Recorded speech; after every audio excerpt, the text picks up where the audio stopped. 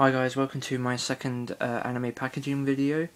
Today we're going to be looking at the 3 tins and 13 volumes that were released by Funimation for one of the best series ever, Fullmetal Alchemist. This is going to be the first part because that's what we're going to be looking at these today. And then in a future video we're going to be looking at the limited edition movie release for Conqueror Shambhala as well as the premium OVA collection for the original series as well. So yeah, I'm going to start off with the first tin, big black one. This one is 5 volumes. I've got Edward on the side, some nice alchemy drawings around it. We've got Ed, Al and their mother. And then we've got Al in his suit of armour as we come to know him for the majority of the series. And then the front, open it up. And oh yeah, the front's actually embossed, this logo and the logo for the series Fullmetal Alchemist is actually embossed, which looks really nice. Okay, so we've got 5 volumes in the first one. First one is called The Curse. We've got Edward Elric on the front. And there's the back. And then we've got disc art and text 1 of alchemy. Basically in every single volume there's a little book, which I think is about 20 or so pages, might be less, might be a few more, but it's like they're all let's just quickly show you, I suppose. Basically, as you'd expect, just like small art books with and guides to the show. It's got some nice prints, some nice sketches, character introductions, and some advertisements, as well as a preview to what's in the next episode, next volume, sorry. So yeah, that's volume 1. Put them on the side. Next up, volume 2, Sacred Man of the East, with Owl on the front, and then the back. On the inside again. The disc art is always the same, apart from it has a different number for whatever volume it is, of course, which is handy since it means if you don't have to worry about getting the discs mixed up, since they're all the same. And then we've got yeah, Owl again. The inside wraps are exactly the same as the outside, just without the text and things like that. So I wouldn't feel the need to show them all. Same for the books, they're all of a similar ilk. Character introductions, nice prints and sketches. Yeah, but like that's volume 2. Volume 3, we've got Mustang and Hawkeye. Equivalent exchange, volume 3. And that takes us up to volume episode 12, sorry. Inside again. The book.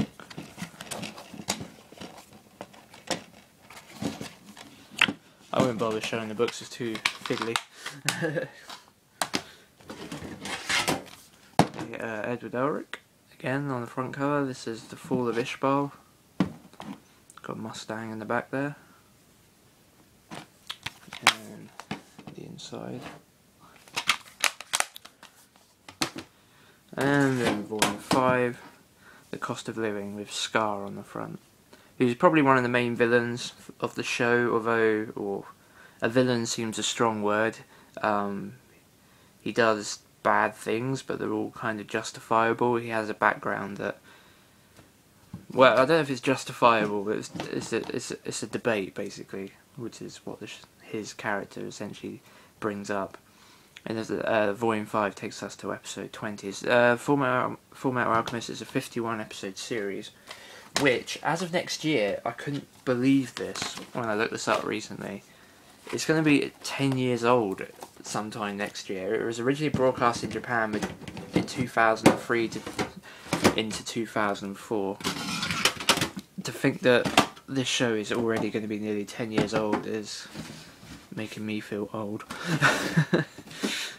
Then we got the second tin with the next 4 volumes. And we've got Mustang, Hawkeye, Fury, Havoc, who's like one of my absolute favourite characters, Breda and Fullman.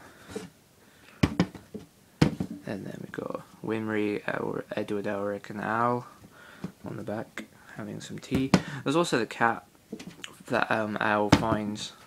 I think it's in like within the first 20 episodes he finds this little cat. It doesn't seem to stay with him very long, but it's with like a lot of his plushes and figures. You get that cat.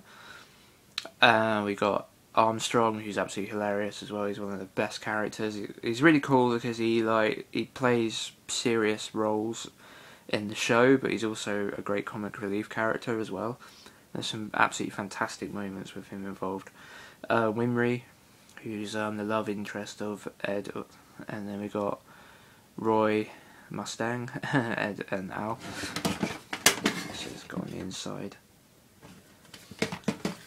Got Mustang and Hughes for Volume 6, Captured Souls, in quite dapper wear. And it takes us up to episode 24. There's also Armstrong in the back as well. I got a card in this one. I'm not sure if it was something that was put into every volume. I got these sets second hand because I just got into anime a little bit too late to buy these brand new, and they were a lot cheaper to buy second hand actually. They were still available brand new, but like I said, cheaper to get second hand at the time, so that's what I did. But yeah, I'm not quite. This is like, it says it's from the trading card game. I'm not sure if these all came with if one of these came with every volume or something, because like I said, I got them second hand. So this is the only one of these I've got. At least from what I remember, anyways. it just seemed to be in there when I bought it, so I'm not sure if they're meant to be included. Yeah. Okay. And we got Ed again with his arm not in the greatest of condition. Don't think Winry would be very happy about that. Volume 7, I can never say that right. Reunion on Yok Island. Okay, there we go. And that takes us up to episode 28. It's got this is the, I think this seems to be the volume that has the moment when they'll get the flashback of the Elric brothers on the island where they first get their proper full training to become alchemists. It's a really cool couple of episodes. And then the inside again. One thing that's weird is the spines, as you would have noticed, they kind of have the wraparound from the front cover, which means if you haven't got the tins, they can look a little bit messy on your shelf for the OCD people when it comes to collecting, since the spines don't exactly match up with each other very well. Okay, then we got Winry, the Altar of Stone, Volume 8, with a dog. And there's the back. And that takes us up to episode 32. And the inside again.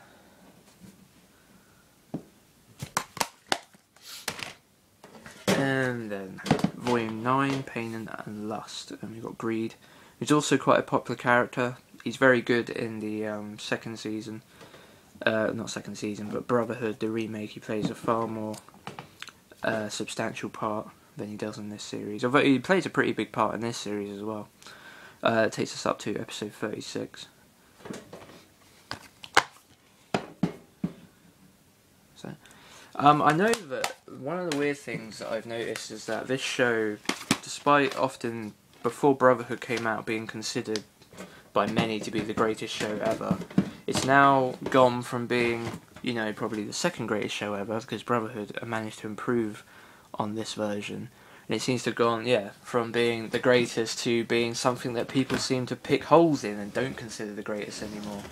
I know on Anime Planet in particular that it used to be the #1 rated show, and it's now as low as 60, in the 60s or something, which I think is ridiculous. I mean, just because Brotherhood is better doesn't mean this show isn't as good as it was all of a sudden.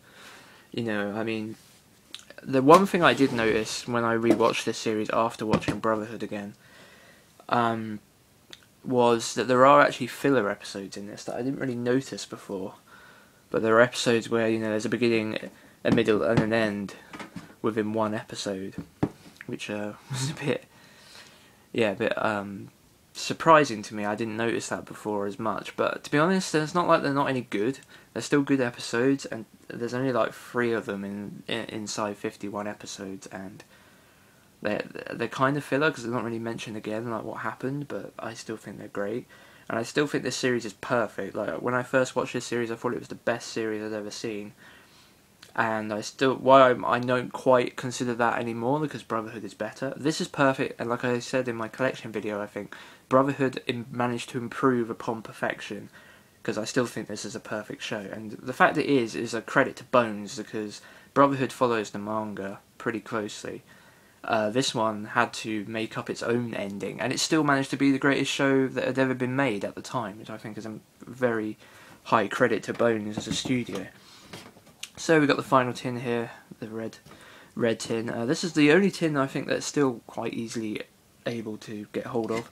So we got their teacher, Izumi, Al, King Bradley, sorry, and his wife. And then we've got MV, another MV, no, not MV, forgotten his name, damn it, Ed. I'm not very good with the homunculus, I always tend to forget their names. I've forgotten who he is, his name. I don't obviously know what character he is, but then we've got not MV, Lust, Gluttony, and Ed. So let's get inside, so we're kind of running along. Volume 10, Journey to Ishbal. We've got Hawkeye on the front, Riza Hawkeye. And the back, and then the inside once again. It's kind of pointless to show since it's the same every time, but you wouldn't know it's the same every time if I didn't show you, I suppose. And we got Becoming the Stone, volume 11, with Al on the front, with kind of like tribal, what look like tribal tattoos on his armour, and we got Scar in the background as well. And the inside. That took us up to episode 44, this one takes us up to 48. Fullmetal Alchemist, The Truth Behind Truth, with Mustang on the front and Ed on the back. And then the inside. And finally, volume 13, Brotherhood. Not to be confused obviously with the second series. And we got Ed Elric and Al Elric. And that takes us up to episode 51. And that is it for the original TV series. And that's it for the Fullmetal Alchemist tin and TV series. Absolutely one of the greatest shows ever made, as I'm pretty sure I've already said. I absolutely adore it. I've seen this about 3 or 4 times now. Never get bored watching it. It's just one of the absolute best series ever made, and if you haven't seen it somehow by now, then you have to do it. But especially if you've only seen Brotherhood as well. I mean, I don't know how hard it would be to watch this after Brotherhood, and maybe that's why people wouldn't consider this to be as great, because I think you appreciate Brotherhood so much more, at least I did, having watched the first series and knowing all these characters and knowing what the differences are between the 2 series, since I'd watched this, like I said, about 3 times, I think it was, before I'd watched Brotherhood, and then I watched this again a little while afterwards. So yeah, that's the first part. In the second part we'll take a look at the limited edition, or special edition that is, of Conqueror Shambhala, as well as the premium OVA collection, also released by Funimation. So yeah, you can look forward to that in the second part, and I also have some pickups coming probably by the end of the week. I apologise, this video also went on long. Again, there was 13 volumes. When I do some of the smaller art boxes, they only have 6 volumes and they'll be a lot shorter. Yeah, I've been Blaze, and thank you for watching.